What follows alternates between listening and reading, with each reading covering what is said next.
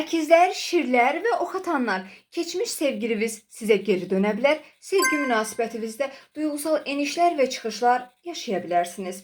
13 noyabr tarixindən etibarən 18 noyabr tarixinə qədər göy üzündə Merkuri oxatan bürcündə retro hərəkət edəcəyi üçün keçmiş sevgilinizdən gözləmədiyiniz anda mesaj ala bilərsiniz. Keçmiş sevgiliniz, keçmiş müştəriləriniz, keçmiş iş ortaqlıqlarınız sizə geri dönə bilər və bu zamanda ünsiyyətdə yanlış anlaşılmalar və aqressiyalar yaşanıla bilər. Diqqətli olmağa çalışın. Flört münasibətlərinizdə ünsiyyət zamanı sözlərinizi seçərək danışın və 13 noyabr tarixindən 18 noyabr tarixinə qədər yeni bir sevgi münasibətinə başlamaq və yaxud da mövcud sevgi münasibətinizi bitirmək üçün uyğun bir müddət deyil. Bunu diqqətdə saxlayın və keçmiş mövzular yenidən gündəminizə gələ bilər. Qarşınızdakı və ətrafınızdakı insanlar ünsiyyət zamanı çox açıq sözlü ola bilərlər. Ünsiyyət zamanı çox sərt ola bilərlər. Diqqətli olmağa çalışın.